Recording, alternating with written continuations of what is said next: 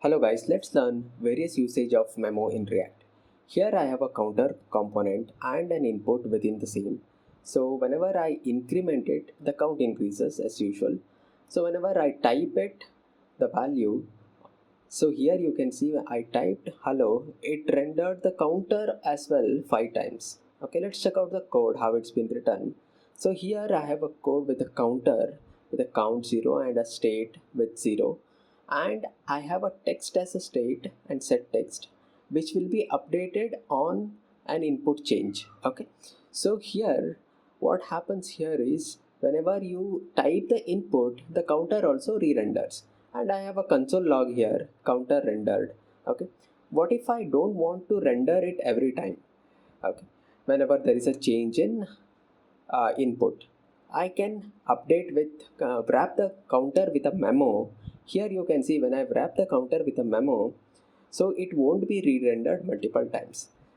Okay, so you can see the console as well, it won't be re-rendered, it renders only once. Okay, so why it is in that way?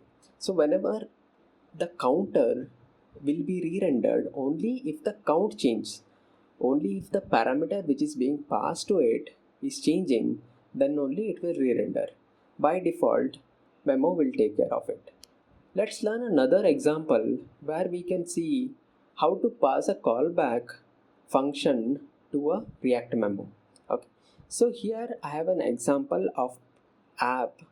Okay, within the app I have a profile, okay, which passes the user is nothing but initial state. As we know, there's an object altogether, and dummy I'm setting it on button click.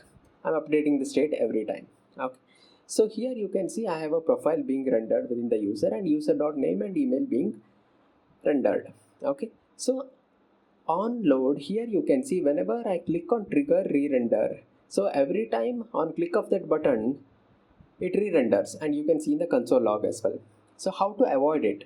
So we can avoid it using React memo and passing the component as a first parameter and are equal as a callback function as to the next parameter, so which takes previous props and next props and compares. If the previous props is equal to next prop, then it won't re-render. If it is not equal, then it re-renders. So this is how you can pass a callback and write a custom function to achieve this functionality. So if you like the content, please like and subscribe.